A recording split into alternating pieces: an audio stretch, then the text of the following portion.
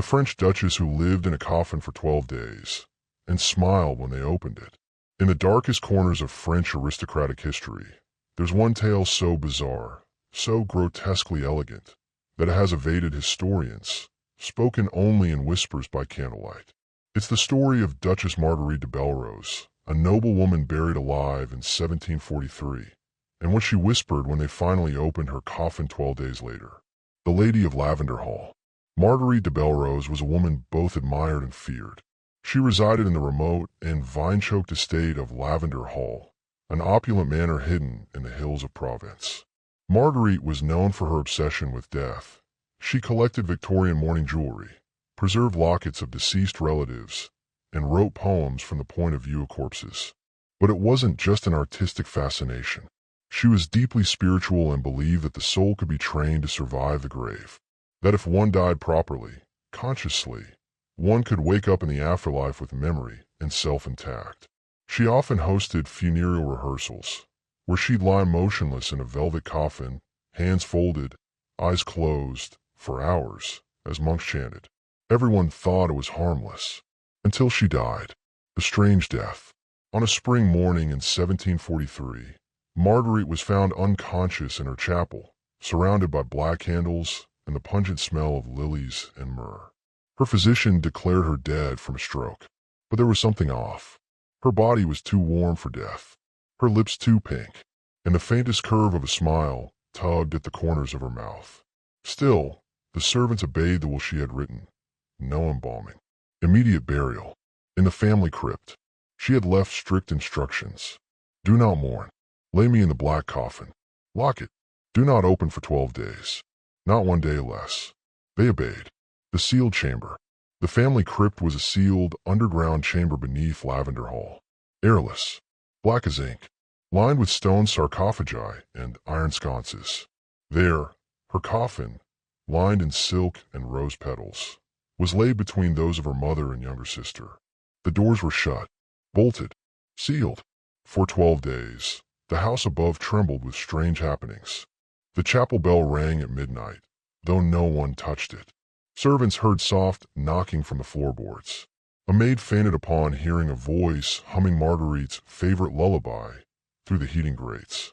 Her dog scratched wildly at the floor over the crypt door, whimpering and refusing to eat.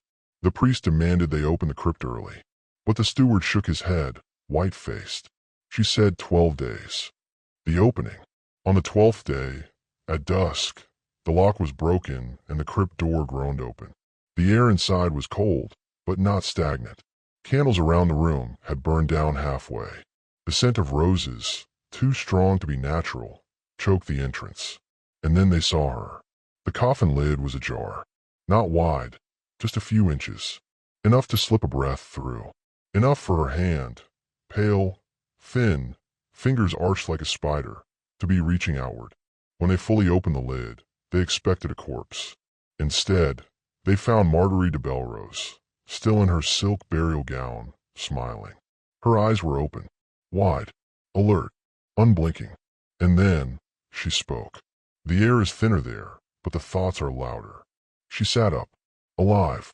The things she said. Marguerite was changed. She spoke little, but when she did, it was chilling. She claimed she had not slept, not for a second, that she had traveled, that she had learned to think beneath the soil, to listen, to the others buried around her. She claimed there were things buried beneath France that were not human, that some coffins aren't prisons, they're gateways. She began writing furiously, diagrams, maps of underground cities, rituals for root silence, and something she called the soil awakening. She only ate dried rose petals and honey. And then, on the 13th day, she vanished. The empty coffin. Her bed was untouched. The door was locked from inside. But her coffin, placed in the center of the drawing room as a macabre centerpiece, was open and empty. The sheets inside were warm. Her scent, rose and frankincense, hung in the air. Her writings were gone. Only one thing was left. A small note pinned to the silk interior. It read, "I was only born once I died. The second burial will be deeper." No one ever found her. Since that day, no one has lived in Lavender Hall. Visitors report roses growing from beneath the floorboards, a woman's voice whispering in languages long dead, and a smile, glimpsed in the dark, that's not quite human anymore. So next time you walk by a grave and feel watched, remember, some of them are smiling back. The perfumed grave. The year was 1743, and in the rural hills of southern France, outside the village of St. Palier, the grand estate of Lavender Hall lay wrapped in the scent of endless fields of purple bloom. The land was as beautiful as it was isolated, a sprawling manor shrouded in thick hedges and silent mist. The villagers spoke of it with reverence and unease. It was ruled by a woman they called La Duchesse de Fleurs Mortes, the Duchess of Dead Flowers. Her real name was Marguerite de Bellerose, and she was no ordinary noblewoman. Her obsession with beauty bordered on the grotesque. Portraits of her always depicted pale skin, coiled black hair, and violet eyes that glinted like amethyst. But it was her other passion that earned her whispered infamy, her fascination with death. She dressed in mourning veils. She dined off porcelain etched with bone motifs. Her bed canopy bore the embroidered Latin words, Et ego vivum in sepulchro, and I shall live in the tomb. Marguerite was known to speak fondly of coffins, not in a fearful way, but in the way one might speak of a favorite chaise lounge. She called them thought chambers, the ritual of sleep. She kept a mahogany coffin in her personal chapel, not for funerals, not for display, but for use. 3 times a year, during Lent, All Saints' Week, and the week before her birthday, she would descend in her private chamber, light tall beeswax candles, burn lavender and clove, and lie down inside it, fully clothed in her mourning gown, her eyes shut, her hands folded. The staff called it the Duchess's slumber. She demanded to be sealed inside for 24 hours, during which no one was to disturb her, not even in an emergency. A young maid once disobeyed, opening the lid on hour 16, only to find Marguerite smiling gently, eyes wide open, whispering in a strange language.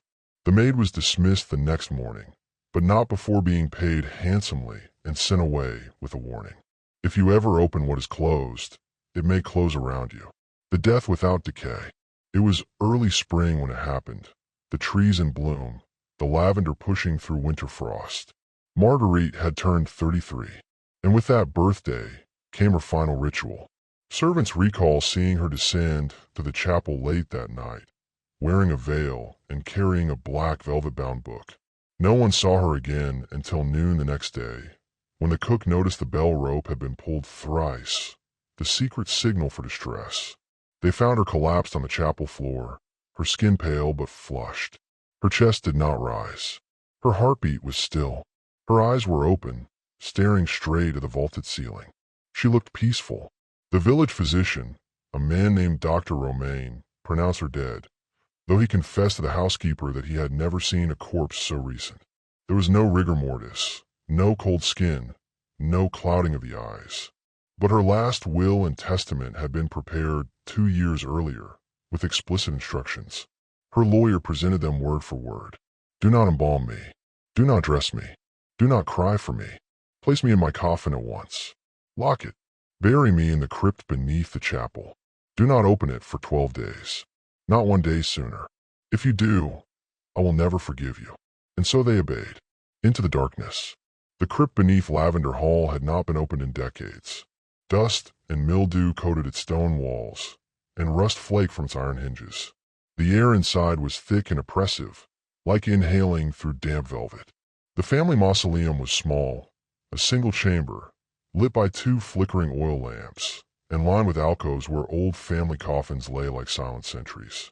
In the center, the servants laid the Duchess's coffin, hand-carved, lined with white rose petals, and sealed with 6 iron clasps. Her face had been untouched, her lips still curled faintly upward, the same smile she wore when found. They locked the door, and then the waiting began. The days without sunlight. On the 3rd night, the chapel bell rang on its own. The bell pull had been removed after her death, the rope coiled in a drawer. Yet the bell tolled once, then twice, then 3 times. The same signal she had used in life. On the 5th night, the gardener awoke to the sound of humming, not from outside, but beneath the floor. A faint tune, soft, delicate. It was Marguerite's lullaby, the one her mother used to sing, the one no one else alive remembered. On the seventh night, the family dog dug frantically at the flagstones in the chapel, howling until its paws bled. On the ninth day, the head maid resigned in tears. She had heard someone breathing in the crypt through the air vents. The 12th day. The priest returned on the 12th day, white-faced and trembling. He had warned them. He begged to open the crypt early. But the steward, loyal to the letter of her will, refused until the sun had reached its highest point. At noon, the door was opened. The smell hit them first, not rot, but roses. Thick, sweet, overpowering. And there she was. Her coffin lid had shifted. Not enough to let her out, but enough to suggest movement. Enough to reveal her face. She was still smiling. Her eyes were open, and as the coffin lid was fully lifted, she turned her head slowly to face them. "It's so very quiet down there," she whispered, "and so full of listening. The Duchess returns. She should not have been alive. No food, no water, no air. And yet, Marguerite de Bellerose sat up from her coffin as though waking from a nap.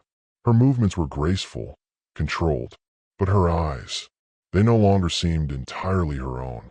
There were voices, she said, so many, pressed against the walls. They don't scream, they murmur. She looked around at the stunned servants and clergy. 12 days was enough. For now. And then she stepped barefoot out of the coffin and walked to the center of the crypt. Her gown, once white, was now stained to the hem with dark patches, as if the rose petals had bled into the silk. From that moment forward, the Duchess no longer blinked. Her second life. Marguerite returned to the halls of Lavender like a ghost queen. She refused sunlight. Her meals were strange.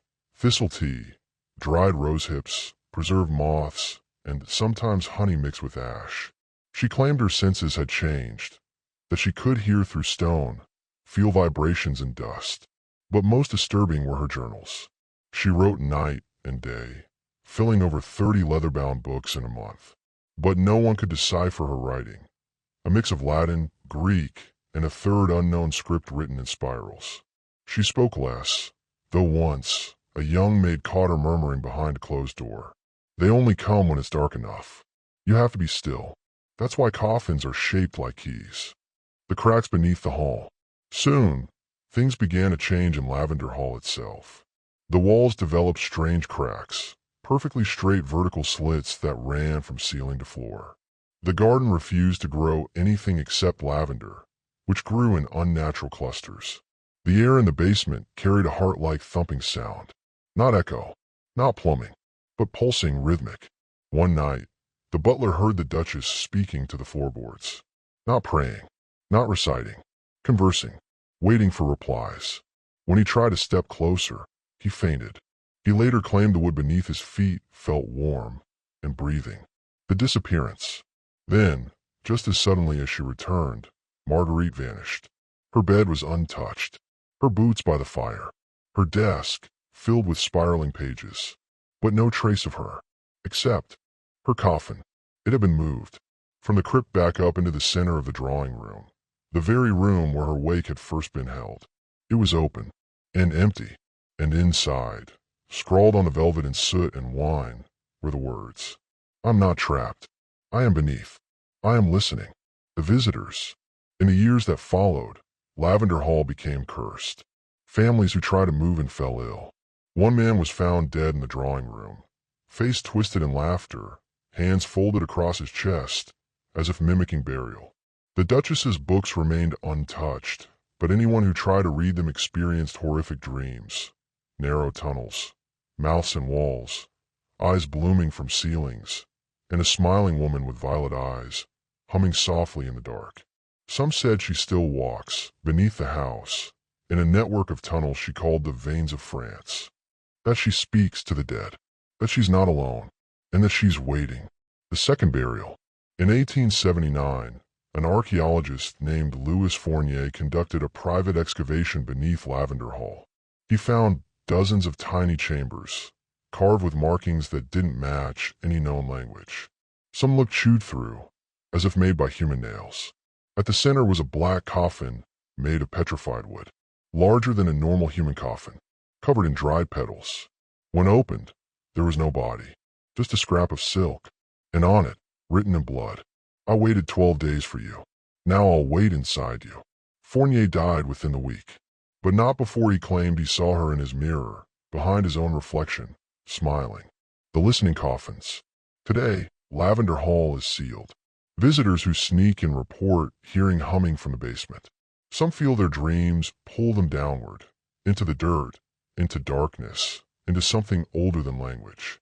And sometimes, at night, they find coffin-shaped impressions pressed into the soil near the chapel. Fresh, as if someone recently rose from them. So if you ever feel the urge to sleep on cold stone, if you hear a voice whisper in your floorboards, if your reflection starts smiling before you do, remember, she was only the first, and 12 days is all it takes.